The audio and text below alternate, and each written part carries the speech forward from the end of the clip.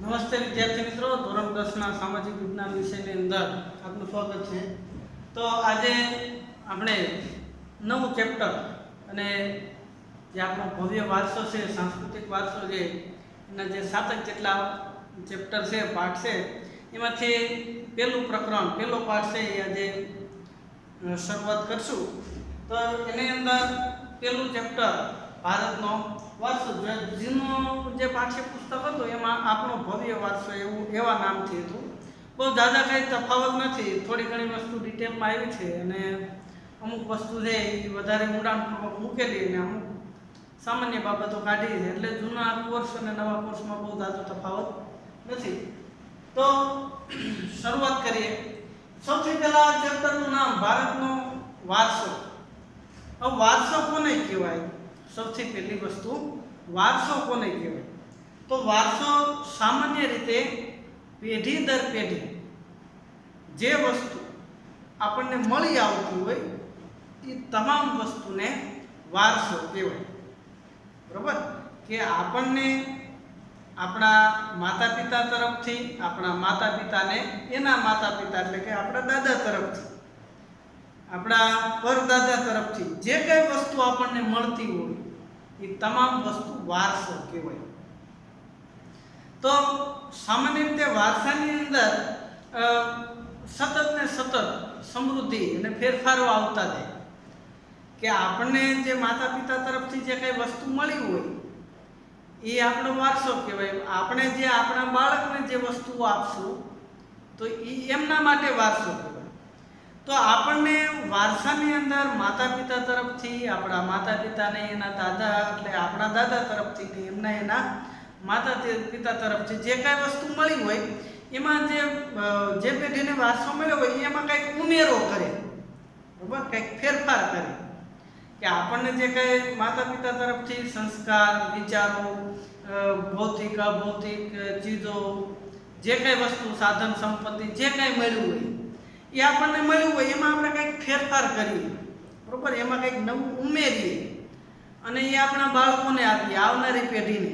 તો આમ પેઢી દર પેઢી જે કંઈ એકબીજા જે પેઢીને આદાન પ્રદાન કરતા આવે તો એને વારસો કહેવાય, બરાબર।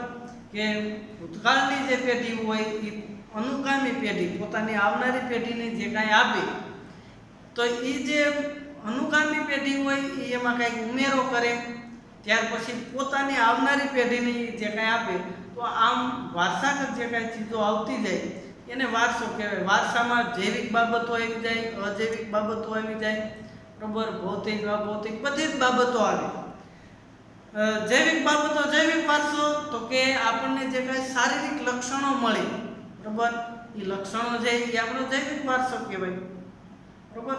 આપણા માતા પિતા ઉજળા ગોરા હોય શરીરે તો એના તરફથી જે કાંઈ આપણને શરીરનો રંગ મળ્યો એ જૈવિક વારસો કહેવાય, બરાબર। આપણા માતા પિતાને વાળ એકદમ વાંકડિયા હોય તો આપણને પણ એના બાળકને વાંકડિયા વાળ વારસામાં મળે તો એ જૈવિક વારસો કહેવાય, બરાબર। આપણા માતા પિતા શરીરમાં ઊંચાઈવાળા, હાઈટવાળા હોય તો આપણે પણ હાઈટવાળા, વધારે ઊંચાઈવાળા થઈ શકીએ તો એ આપણને જે વારસો મળ્યો એ જૈવિક વારસો કહેવાય। તો શારીરિક લક્ષણો, આ બધી બાબતો છે એ જૈવિક વારસાની અંદર આવશે। ત્યાર પછી એમના તરફથી જે કાંઈ આપણને વિચારો, એમના તરફથી જે કાંઈ આપણા જીવનની અંદર સંસ્કારોનું સિંચન કરવામાં આવે તો એ બધી વસ્તુ છે એ જૈવિક વારસાની અંદર આવે, અભૌતિક વારસાની અંદર કહેવાય। તો હવે આપણે ચેપ્ટરની શરૂઆત કરીએ। તો એની અંદર શરૂઆતની અંદર પાઠના શરૂઆતમાં છે આ શ્લોક આપવામાં આવ્યો છે। આ શ્લોક છે એ વિષ્ણુ પુરાણનો છે, બરાબર। ભારત છે સાંસ્કૃતિકની વિવિધતા, વધારે સાંસ્કૃતિક વિવિધતાઓ ધરાવનારો દેશ। તો આપણા દેશના જે હિન્દુ ધર્મની સંસ્કૃતિ પ્રમાણે પુરાણ કેટલા છે તમને ખબર હોય તો આ બધી વસ્તુ ખબર હોવી જોઈએ। વેદ કેટલા? તો કે 4, બરાબર। ઋગ્વેદ, પછી યજુર્વેદ, ત્યાર પછી સામવેદ અને અથર્વવેદ, 4 વેદ, 18 પુરાણ, બરાબર, ઉપનિષદો, આરણ્યકો, બ્રાહ્મણ ગ્રંથો, તો આપણા પ્રાચીન જે આપણા ગ્રંથો છે એમાં 18 પુરાણ છે. એ 18 પુરાણમાંથી એક પુરાણ, કયું પુરાણ? તો કે વિષ્ણુ પુરાણનો શ્લોક છે.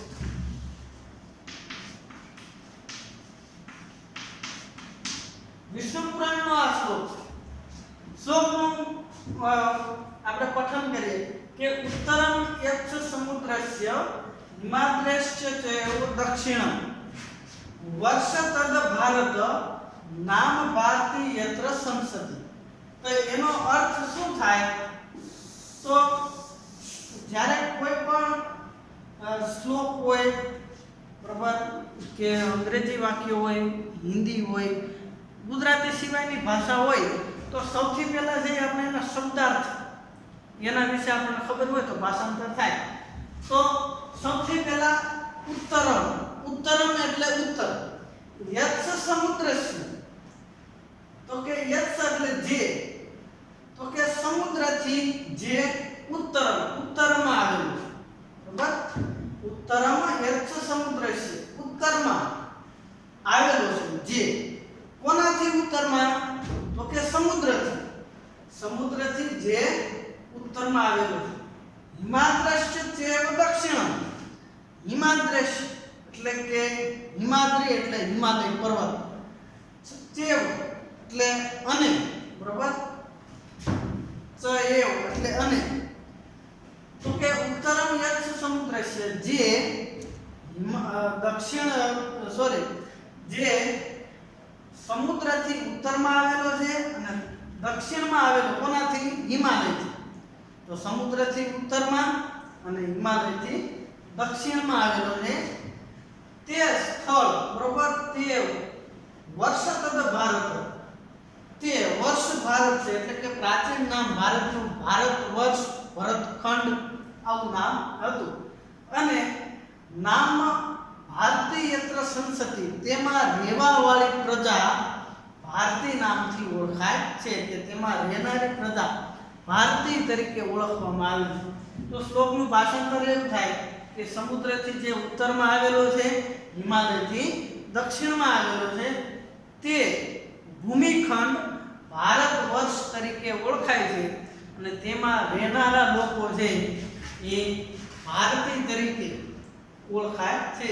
બરોબર, આ શ્લોકનું ભાષાંતર છે, વિષ્ણુ પુરાણનો શ્લોક છે. તો ભારતની અંદર જે હિન્દુ ધર્મની જે કઈ વિધિ વિધાનો હોય, બરોબર, યજ્ઞો હોય કે અન્ય કોઈ પણ એવા પવિત્ર કાર્ય હોય, એની અંદર જે કઈ આપણા વેદોના જે કઈ શ્લોક હોય, બરોબર, એ શ્લોકની અંદર ભારતના અલગ અલગ નામ, ભારત વર્ષ, ભરતખંડ, બરોબર, જંબુદ્વીપ, આર્યવર્ત, આવા બધા નામ છે એ આપેલા છે. તો આ બધા નામથી છે એ ભારત છે એ પ્રાચીન સમયની અંદર ઓળખાતો. ભારતની અંદર ઘણી બધી વિવિધતાઓ આવેલી. હિમાલયની ગિરિમાળાઓ, બરોબર, 9મા ધોરણની અંદર તમે ભણી ગયા, 13મા અને 14મા ચેપ્ટરની અંદર હિમાલયની ગિરિમાળા, પછી જે રાજસ્થાનનું રણ કયા નામે ઓળખાય?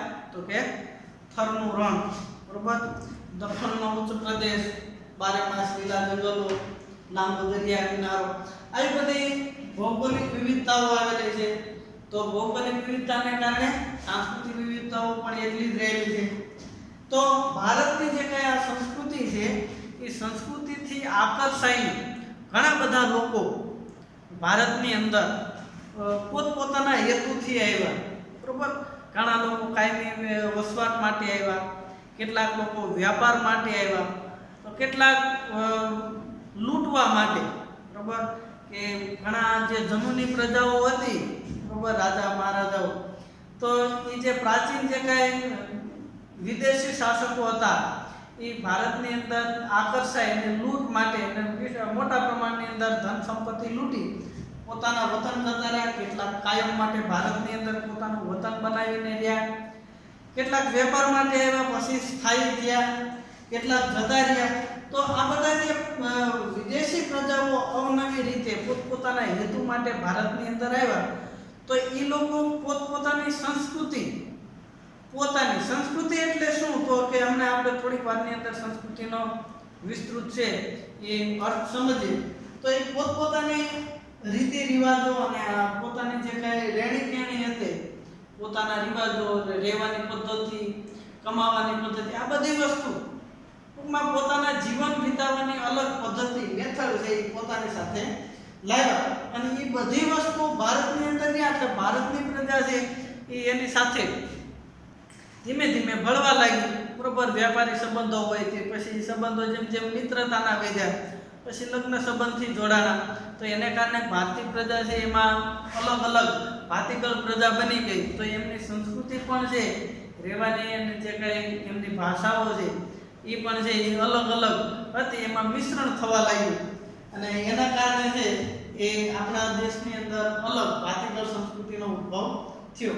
હવે ભારતનું આની અંદર જે સ્થાન આપેલું છે, બરાબર, તો ભારતનું સ્થાન, કદ અને વિસ્તાર આ આખું ચેપ્ટર 9મા ધોરણની અંદર આવે છે.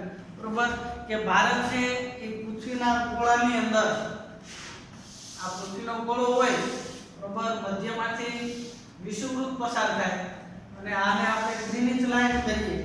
બરાબર, તો ભારત છે એ ઉત્તર ગોળાર્ધની અંદર પૂર્વ ભાગની અંદર, એટલે કે ભારત છે એ ઉત્તર પૂર્વ ભાગની અંદર આવેલો છે, ઉત્તર પૂર્વ ગોળાર્ધની અંદર. બરાબર, ઉત્તર પૂર્વ ગોળાર્ધની અંદર ભારત છે એ પોતાનું સ્થાન ધરાવે છે. બરાબર, કદ અને સ્થાનની દ્રષ્ટિએ વિશ્વની અંદર ભારત કરતા 6 મોટા દેશ અને 7મું સ્થાન ભારતનું છે. બરાબર, તો એ મોટા દેશોની અંદર સ્થાન ધરાવે છે વિશ્વની કદની દ્રષ્ટિએ, વસ્તીની દ્રષ્ટિએ. બરાબર, સૌથી વધારે વસ્તી ધરાવતો દેશ ચીન, પછી બીજા નંબરનો આપણો દેશ છે. બરાબર, ત્યાર પછી ભાષાઓની અંદર પણ આપણો દેશ એ આગળ પડતો સ્થાન ધરાવે છે, અલગ અલગ ભાષાઓ આપણા દેશની અંદર બોલાય છે. તો એને કારણે છે એ ભારત છે એ વિશ્વની અંદર અલગ પોતાનું સ્થાન ધરાવે છે. હવે આપણો વૈવિધ્યસભર વારસો,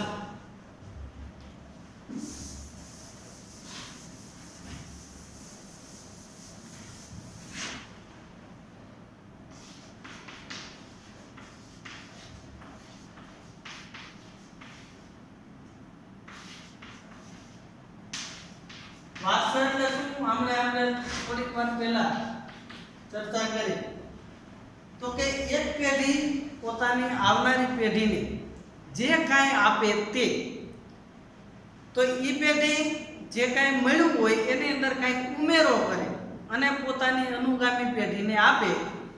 તો આ જે એક પેઢી બીજી પેઢીને આપે ને આ જે એકદમ પરંપરાગત જે રીતિ રિવાજો ચાલ્યા આવે એને વારસો કહેવાય. બરાબર, એક પેઢી પોતાની અનુગામી પેઢીને જે કાંઈ આપે તેને વારસો કહેવાય. તો એ અનુગામી પેઢી હોય પોતાની આવનારી પેઢીને આપે. તો આમ પૂર્વજો તરફથી જે કાંઈ આપણને મળે તે તમામ વસ્તુ વારસો કહેવાય. બરાબર, પૂર્વજો તરફથી આપણને જે કાંઈ મળે તે વારસો કહેવાય. બરાબર, એ શારીરિક લક્ષણો હોય, ભૌતિક હોય, ભૌતિક બાબતો, વિચારો, કલા કૌશલ્યો, જે કાંઈ મળે તે બધી વસ્તુ વારસો કહેવાય. એટલે આપણા દેશની અંદર સાંસ્કૃતિક દ્રષ્ટિએ જોઈએ તો આપણી ભારતીય પ્રજા છે એ શાંતિપ્રિય પ્રજા ગણાય. કે છેલ્લા 10,000 બરાબર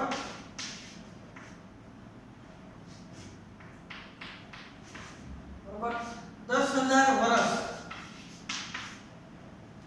છેલ્લા 10,000 વર્ષથી બરાબર ઇતિહાસની અંદર જે પુસ્તકો એની અંદર જે ઇતિહાસકારો એવું કહે છે કે ભારતની પ્રજાએ છેલ્લા 10,000 વર્ષની અંદર કોઈ પણ વિદેશી પ્રજા ઉપર આક્રમણ કરેલું નથી.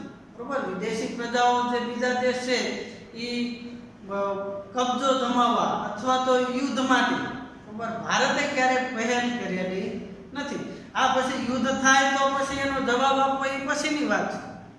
બરાબર, પણ ભારતે સૌથી પહેલા કે આ ટૂંકમાં આડોડાઈ કરી અને કોઈ ઉપર હુમલો કરવો એવી વૃત્તિ ભારતની અંદર છેલ્લા 10,000 વર્ષની અંદર નોંધાયેલી નથી. તો ભારત છે સચ્ચિત આનંદની સંસ્કૃતિ ધરાવે છે. સચ્ચિત આનંદ બરોબર. સચ્ચિત આનંદ એટલે શું? સત એટલે સાચું, સત્ય નાશ ન પામે તેવું, સત્ય નાશ ન પામે. તો સચ્ચિત, ચિત એટલે મન અને આનંદ એટલે ખુશી. તો કે ક્યારેય નાશ ન પામે એવી મનની ખુશી, એવી સંસ્કૃતિ છે આપણે. બરોબર. કે મહાવીર સ્વામી લઈ લ્યો કે ભગવાન બુદ્ધ લઈ લ્યો, બરોબર, કે ભારતની અંદર વસનારા કોઈ પણ, ભારતની અંદર જન્મેલા કોઈ પણ ધર્મના અનુયાયી લઈ લ્યો, તો એમનો મૂળભૂત હેતુ શું હતો? તો કે માણસને દુઃખમાંથી બહાર કાઢવું, બરોબર, કે ક્યારેય નાશ ન પામે એવું સુખ મેળવવું. તો એવી સંસ્કૃતિ આપણે. ભગવાન બુદ્ધે જ્યારે ગૃહ ત્યાગ કર્યો, કે મહાવીર સ્વામીએ જ્યારે ગૃહ ત્યાગ કર્યો, તો એનો મૂળભૂત હેતુ શું હતો? એને ભગવાન બુદ્ધે જે એ શું કહીને ઘરેથી નીકળ્યા હતા? તો કે મારે ક્યારેય નાશ ન પામે એવું સુખ મેળવવું છે, બરોબર. એને સચ્ચિત આનંદની સંસ્કૃતિ કહેવાય. તો એવી સંસ્કૃતિ આપણા દેશની છે. આપણા દેશની અંદર સચ્ચિત આનંદનો અનુભવ પ્રાપ્ત થાય, બરોબર. સચ્ચિત આનંદનો અનુભવ ક્યારે થાય?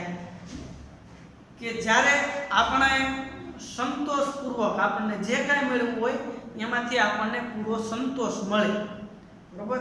અને બીજી વસ્તુ, જ્યારે આપણી ઈચ્છાઓ પૂરી થઈ જાય, બરોબર, ત્યારે આપણને સચ્ચિત આનંદની અનુભૂતિ થાય, બરોબર. તો ઈચ્છાઓ ક્યારે પૂરી નથી થતી? તો ઈચ્છાઓ પૂરી ક્યારે થાય? તો કે જ્યારે તમે તમારી પાસે જે કાંઈ વસ્તુ છે એનો પૂરેપૂરો ઉપયોગ અને આનંદ ઉઠાવો, ત્યારે છે એ સચ્ચિત આનંદની આપણને અનુભૂતિ થાય. સામાન્ય બાબત કહીએ તો કે ધનિક વ્યક્તિ અને ગરીબ વ્યક્તિ બે વચ્ચે તફાવત જોવો, બરોબર, તો હંમેશા તમારે એવી વસ્તુ વિચારવાની કે મારી પાસે એટલી સંપત્તિ કઈ છે, બરોબર, કે જેને રૂપિયા દેતા ખરીદી શકાતી નથી. જો એ વસ્તુ તમારી પાસે હોય તો તમે સુખી કહેવાય. અને ધનિક વ્યક્તિ કે જે રૂપિયા દેવા છતાં ખરીદી નથી શકતો, એવી એની પાસે વસ્તુ નથી, તો એ વ્યક્તિ દુઃખી કહેવાય. સામાન્ય બાબત કહો, દાખલા તરીકે ઊંઘ, બરોબર, નીંદર. આપણને સરસ મજાની ઊંઘ આવતી હોય તો આપણે સુખી કહેવાય, બરોબર. તો ગરીબ વ્યક્તિને સરસ મજાની નીંદર આવતી હોય, સરસ મજાનું કામ કરતા હોય તો નીંદર આવી જાય તો પોતે સુખી છે કે રૂપિયા દેતા ઊંઘ મળતી નથી, ગોળીઓ ખાવી પડે ઊંઘની, બરોબર, ત્યારે ઊંઘ આવે. તો એ જે સરસ મજાની ઊંઘ આવી, સૂકો રોટલો ખાઈને સરસ મજાનો ઓડકાર અને ભૂખને પરિતૃપ્તિ થવી સરસ મજાની, બરોબર. નહીંતર તમે ઘણું બધું મોંઘું ખાઓ એમ છતાંય છે તમને હજમ ન થાય, બરોબર, પાચન ન થાય, કે ઉલટી થાય, કે પેટ ખરાબ થઈ જાય, તો એ સુખ નથી, બરોબર. એસી હોય, સરસ મજાનો બેડ હોય તો એ સુખ નથી, એ તો સુવિધા છે, સગવડ છે, બરોબર. સુખ તો એ તો અંદરથી અનુભવ થાય. તો એ અનુભવની સંસ્કૃતિ આપણા દેશની અંદર સચ્ચિત આનંદનો અનુભવ થાય છે. એટલે આપણા દેશની અંદર જે વિવિધ પ્રજાઓ ભિન્ન સંસ્કૃતિ સાથે આદાન પ્રદાન થકી જે આપણી સંસ્કૃતિ, ભારતીય સંસ્કૃતિથી સમૃદ્ધ બની અને એને અપનાવેલા અહિંસા અને શાંતિના મૂલ્યો આજે વિશ્વભરની અંદર પ્રશંસા અને સ્વીકાર થાય કે આપણા દેશના જે કાંઈ મહાનુભાવો છે એને શાંતિ અને અહિંસાના માર્ગે ચાલ્યા. ભગવાન બુદ્ધ, બરોબર, મહાવીર સ્વામી કે ગાંધીજી, બરોબર. તો આ બધા લોકો છે એ અહિંસાની અંદર માનવાવાળા હતા, બરોબર. તો એના લીધે આપણા દેશ છે વિશ્વની અંદર આગળ પડતું છે, એના મૂલ્યોની અંદર અને વિશ્વભરની અંદર પ્રશંસાને પાત્ર બન્યો છે. સિંધુ ખીણની સંસ્કૃતિના લોકોથી શરૂ કરી આજ દિન સુધી લોકોએ જે ભારતને પોતાની આવડત, બુદ્ધિ, શક્તિ, કલા, કૌશલ્ય દ્વારા સમૃદ્ધ બનાવ્યું. તો આપણા જે પ્રાચીન જૂનામાં જૂના જે અવશેષો હતા, તો એ અવશેષો તો કે સિંધુ ખંડની સંસ્કૃતિમાંથી મોહેંજો-દડો અને હડપ્પાના જે નગરો મળ્યા એ જૂના અવશેષો છે કે ભીમબેટકાની ગુફા લઈ લો, બરોબર. મહારાષ્ટ્રના મધ્યપ્રદેશની અંદર જે ભીમબેટકાની ગુફા છે ત્યાં સૌથી જૂના આદિમાનવની ગુફાઓ મળી આવી. તો ત્યાંથી લ્યો કે સિંધુ ખંડની સંસ્કૃતિથી વર્તમાન સમય સુધીનો સમયગાળો લઈ લ્યો તો એ સમયગાળા દરમિયાન માણસે પોતાની બુદ્ધિ, કલા, કૌશલ્ય, આવડત દ્વારા જે કાંઈ આપણા વારસાને બરોબર સમૃદ્ધ બનાવ્યું તો એની અંદર ઘણા બધા લોકોનો ફાળો હતો. તો એને દ્વારા કલાકારીગરો, વૈજ્ઞાનિકો, સંશોધકો, સાહિત્યકાર, શિક્ષણ શાસ્ત્રી, રાજનીતિજ્ઞો, ઇતિહાસકારો, સમાજ સુધારકો, તો એ બધા ધર્મ, શાસન શૈલી, ભાષા, કલા, ચિત્ર, બોલી, પહેરવેશ, રીતિ રિવાજ આ બધું મળ્યું અને ભારતની ભાતીગળ સંસ્કૃતિનું નિર્માણ થયું. હવે તમને જ્ઞાન થતું કે સંસ્કૃતિનું આ શું, સંસ્કૃતિ એટલે શું? તો હવે આપણે સંસ્કૃતિનો અર્થ લઈએ અને ફરી વખત એ જે કાંઈ સંસ્કૃતિના વિકાસની અંદર જે કાંઈ લોકોનો ફાળો છે એના વિશે ચર્ચા કરીએ તો થોડોક તમને ખ્યાલ આવશે. તો સંસ્કૃતિનો અર્થ એટલે શું? સંસ્કૃતિ કોને કહેવાય?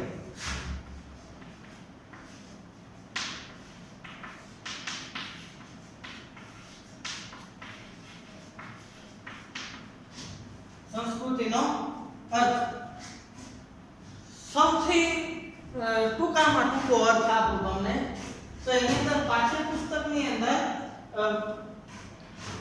વાક્ય આપેલું છે સંસ્કૃતિના અર્થ પછી પેલો જ ફકરો. સંસ્કૃતિ એટલે જીવન જીવવાની રીત, બરોબર. સંસ્કૃતિ એટલે જીવન જીવવાની રીત. અને બીજો એક સરસ મજાનો એક વ્યાખ્યા છે બી મેલિનોવસ્કી, આમાં નામનો ઉલ્લેખ નથી પણ જૂના પાઠ્યપુસ્તકમાં હતો. બી મેલિનોવસ્કી જે નૃવંશશાસ્ત્રી હતો એને એમ લખ્યું હતું કે સંસ્કૃતિ એટલે માનવ મનનું ખેડાણ, બરોબર. સંસ્કૃતિ એટલે માનવ મનનું ખેડાણ. આ ટૂંકું પણ એની અંદર થોડીક લાંબી વ્યાખ્યા આવે પણ અત્યારે હું ટૂંકમાં જ લખું. સંસ્કૃતિ એટલે માનવ મનનું ખેડાણ. આ બે વાક્યો આની અંદર જે થોડુંક આવે ટેવો, મૂલ્યો, રીતિ રિવાજ, બરોબર, આ બધી વસ્તુ હોય તો એનો સમન્વય એટલે સંસ્કૃતિ. પણ આપણે બે વાક્યોના આધારે સંસ્કૃતિને વ્યાખ્યા લઈએ તો સંસ્કૃતિ એટલે જીવન જીવવાની રીત. હવે જીવન તો દરેક જીવ જીવતા હોય, બરોબર. પશુઓ, પક્ષીઓ એ બધા પોતાનું જીવન જીવે પણ એમની સંસ્કૃતિ નથી, બરોબર. તમે ઘણા બધા પક્ષીઓ જોયા, દાખલા તરીકે કુંજ પક્ષી, બરોબર, કુંજડા જેને કહેવાય. તો કુંજડા એ ઉડતા હોય તો એકદમ લાઈનમાં ઉડતા હોય, બરોબર. તો એ લાઈનમાં ઉડે. આપણે વિદ્યાર્થીને એમ કીધું હોય કે ભાઈ લાઈનમાં જવાનું છે, જ્યારે સૂચના આપી હોય કે ભાઈ લાઈનમાં જવાનું ત્યારે જ બખેડો કરતા હોય કે એક સાઈડમાં એમને ટોળું આવી જતું હોય, બરોબર. કારણ કે આપણે બુદ્ધિ જાજી ને એટલે એ લોકોને ઓછી બુદ્ધિ હોય, કોને? પક્ષીઓને. એને ઘણા સીમની અંદર પશુઓ ચરાવવા જતા હોય તો એને જોજો એને જે કેડી હોય, બરોબર, એને હાલવાનો જે રસ્તો હોય, રસ્તો જે આપણે રોડ હોય તો ઘણા જે સીમની અંદર જે ઢોર ચારવા જતા હોય ને એને ખબર હોય કે પશુઓની એની સ્પેશિયલ ભેંસ હોય, ગાયો હોય તો એની એકદમ કેડી હોય, એ કેડી ઉપર જ હાલે, બીજે ન હાલે. આપણે ગમે ત્યાં ઉલાડે જતા હોય તો જીવન તો પશુ પક્ષી બધા જીવતા હોય પણ એમની જે જીવન જીવવાની રીત છે એની અને માણસની બેની અંદર તફાવત છે, બરાબર. સંસ્કૃતિ એટલે જીવન જીવવાની રીત. તો સંસ્કૃતિ એટલે જીવન જીવવાની રીત આટલામાં આવી ગયો આખો અર્થ? તો કે ના, સંસ્કૃતિ એટલે જીવન જીવવાની રીત ખરી પણ માણસના જીવનને સંપૂર્ણ જીવન જન્મથી લઈને મૃત્યુ સુધી આખું જીવન આદર્શ રીતે, વધારે સારી રીતે એક એમ કહીએ કે આદર્શ અને બહુ ઉચ્ચ પ્રકારની જીવનશૈલી, બરાબર, બુદ્ધિજીવી પ્રાણી તરીકે વધારે સારામાં સારું જીવન કેવી રીતે પસાર કરી શકાય, બરોબર, એને સંસ્કૃતિ કહેવાય. એક આદર્શ જીવન પસાર કરવું, તો એ આદર્શ જીવન પસાર કરવાની પદ્ધતિ, રીત એટલે સંસ્કૃતિ. સમજાણું? માણસ જન્મે ત્યારથી મૃત્યુ સુધી એક ઉમદા વ્યક્તિ, બરોબર, એકદમ ડાયો માણસ જેને કહેવાય કે જે અનુકરણ કરવા યોગ્ય હોય.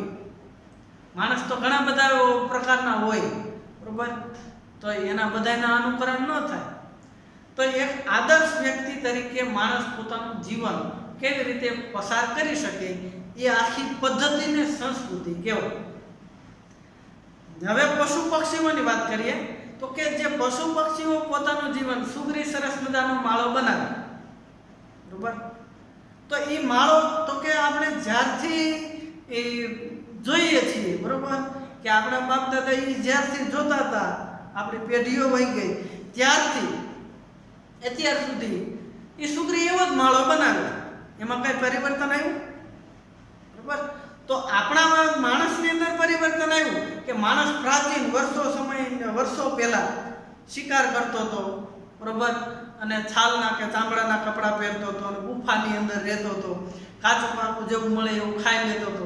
અત્યારે કાચું પાકું જેવું મળે એવું ખાઈ લઈએ, ચામડાના વસ્ત્રો પહેરીએ, બરોબર, ગુફાની અંદર રહીએ છીએ. તો કે ધીમે ધીમે માણસે ગુફાને બદલે ઝૂંપડીઓ બનાવી, ઝૂંપડીને બદલે માટીના મકાન બનાવ્યા, માટીમાંથી પાકા મકાનો બનાવ્યા અને પોતાની આદર્શ જીવનશૈલી વિકસાવી. તો એ ગુફાથી ઘર સુધીની વિકાસ યાત્રા, બરોબર, આ સંસ્કૃતિનો ત્રીજો અર્થ. પહેલો અર્થ જીવન જીવવાની રીત, બીજું માનવ મનનું ખેડાણ, અને ત્રીજું હું બોલ્યો કે માણસની ગુફાથી ઘર સુધીની વિકાસ યાત્રા, બરોબર, કે માણસ ગુફામાં રહેતો હતો, અત્યારે આધુનિક ફૂલ સુખ સુવિધા સાથે નહીં, આલિશાન બંગલાની અંદર પૂરેપૂરી સગવડ સાથે જે રહે છે, તો એ ગુફાથી અને એ આલિશાન બંગલો ફૂલ સુખ સુવિધાવાળી જે સુવિધાવાળું મકાન છે ત્યાં સુધીની વિકાસ યાત્રા, કે ગુફામાંથી બંગલાની અંદર સરસ મજાનું ખાવાનું બધી વસ્તુ આવી જાય. તો એ જે ગુફાની અંદર રહેતો ત્યાંથી કાચું પાકું શિકારી પ્રવૃત્તિ કરતો અને અત્યારે એકદમ ફૂલ આધુનિક ખાણું, ત્યાં સુધીમાં માણસે કેટલી પ્રોસેસ કરી, જાણો, ક્યાં કેટલી એને વિકાસ યાત્રાની અંદર કાચું પાકું ખાધું, ધીમે ધીમે શેકવાનું ચાલુ કર્યું, પછી મસાલા સાથે, બરોબર, ત્યાર પછી અનાજની અંદર વિવિધ પ્રોસેસ કરીને અલગ અલગ સતત ને સતત વિકાસ થતો ગયો. તો એ આખી જે પ્રોસેસ છે એને સંસ્કૃતિ કહેવાય. સમજાવું? તો એ માણસ સતત સંસ્કૃતિની અંદર વિવિધતા ઉમેરો કરતો આવે, બરોબર, સમજાય છે આખો અર્થ? તો કે સંસ્કૃતિ એટલે માનવ મનનું ખેડાણ. હવે માનવ મનનું ખેડાણ શા માટે કીધું? તો કે જ્યારે કોઈ પણ જમીન હોય એને ફળદ્રુપ બનાવી હોય તો એને વારંવાર ખેડવી પડે, એમાં ખાતર નાખવું પડે. ખેડાણ એટલે ખેતી કરવી. તો અહીંયા શેની ખેતી કરવાની છે? માનવ મનની. સમજાયું? કે માણસના મનમાંથી વધુમાં વધુ સારી ઉપજ કેવી રીતે મળે, અને એ ઉપજોનું આખું સંકુલ એટલે સંસ્કૃતિ. સમજાયું?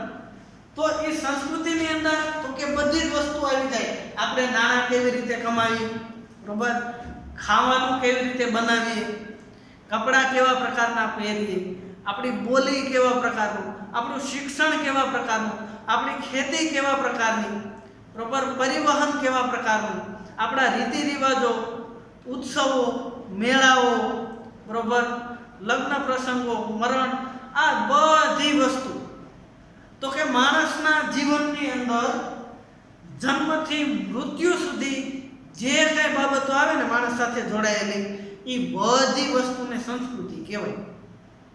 એટલા માટે કીધું કે જીવન જીવવાની રીત એટલે સંસ્કૃતિ. તો એ બધી જીવન જીવવાની રીત ક્યાંથી ઉદ્ભવી? તો કે માણસે પોતાની પેઢીને આપતા, બરોબર, કે બેટા ખાવાનું આવી રીતે ખવાય, આવી રીતે પકવાય, આવી રીતે કોઈનો આદર સત્કાર કરાય, આવી રીતે સ્કૂલે જવાય, બરોબર, આવી રીતે સમાજની અંદર રહેવાય, વડીલો સાથે વર્તન આવા પ્રકારનું હોય. આ બધી વસ્તુ આપણને વારસામાં મળે, બધી વસ્તુ. તો એ આપણને વારસામાં મળ્યું હોય તો આપણું જીવનની અંદર ઘણી બધી પરિવર્તનો આવ્યા હોય કે ભાઈ આપણે વડીલો આપણા જે પ્રકારે જીવન પસાર કર્યું હોય અને જે પરિસ્થિતિમાં પસાર કર્યું હોય એવી પરિસ્થિતિ આપણી આવે એવું હોતું નથી. સમય બદલાતો જાય. તો એના સમય બદલાય એને કારણે માણસે પોતાના જે કાંઈ રીતિ રિવાજો હોય, પોતાની રહેવાની જે કાંઈ પદ્ધતિ હોય એની અંદર ફેરફારો કરે. તો એ ફેરફારો પોતાની આવનારી પેઢીને આપે, એટલે વારસાની અંદર આપોઆપ ફેરફાર આવે. તો એ ફેરફારને વારસામાં મળે. તો સમજાણું વારસો એટલે શું? તો કે એક પેઢી પોતાની બીજી પેઢીને આપે, એ પેઢી એમાં કંઈ જરૂરી પરિવર્તન કરે અને પોતાની અનુગામી પેઢીને આપે. તો આમ પેઢી દર પેઢી જે કાંઈ વારસો એક પેઢી બીજાને આપે એ જે પરંપરા છે, જે રીતિ રિવાજ છે એને વારસો કહેવાય. તો માણસે પોતાના મનની અંદર જે કાંઈ વસ્તુઓ ઉદ્ભવી એને જીવનની અંદર અપનાવી અને એ માનવ મનનું ખેડાણ એટલે સંસ્કૃતિ. તો સંસ્કૃતિની અંદર કોઈ એક વ્યક્તિથી સંસ્કૃતિ સર્જાતી નથી. તો સંસ્કૃતિના સર્જન માટે તો કે કલા કારીગરો, શિક્ષણ શાસ્ત્રીઓ, ઇતિહાસકારો, વૈજ્ઞાનિકો આ બધાનો યથાયોગ્ય ફાળો હોય.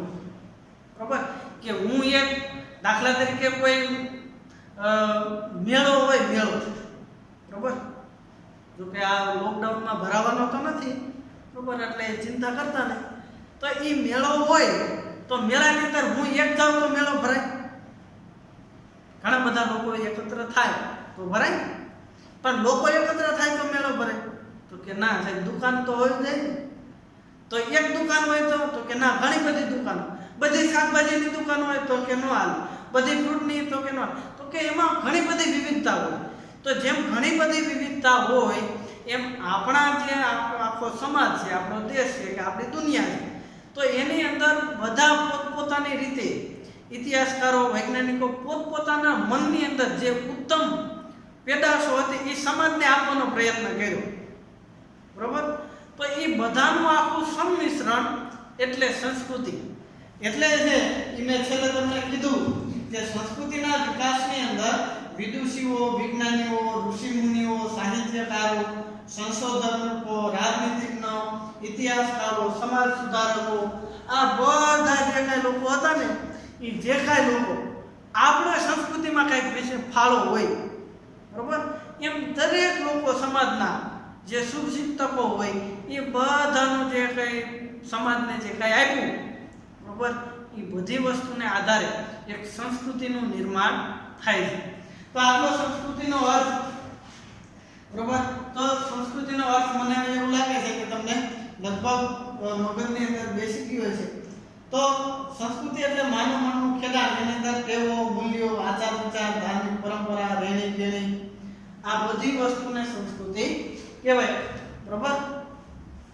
તો આજે આટલું ઘણું અને હવે પછી છે એ આગામી જે કંઈ બાબતો છે એ પછીના લેક્ચરની અંદર ચર્ચા કરશું. આજના લેક્ચરમાં પ્રશ્ન લખું છું બોર્ડ ઉપર, બરાબર.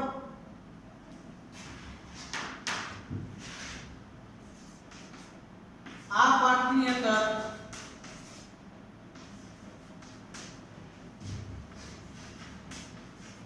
જે આપેલો શ્લોક છે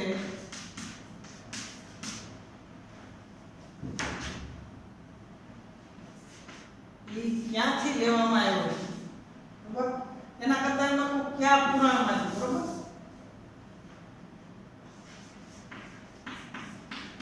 કયા પુરાણનો છે, બરાબર. આ પાઠની અંદર અત્યારે જે આપણે ચર્ચા કરીએ એ પાઠની અંદર જે શરૂઆતનો શ્લોક છે એ કયા પુરાણનો છે એ તમે WhatsApp કરો કે કમેન્ટ કરી શકશો અને જવાબ આપજો, બરાબર. આ ભલે કોઈને વચતું હોય તો અસ્તુ.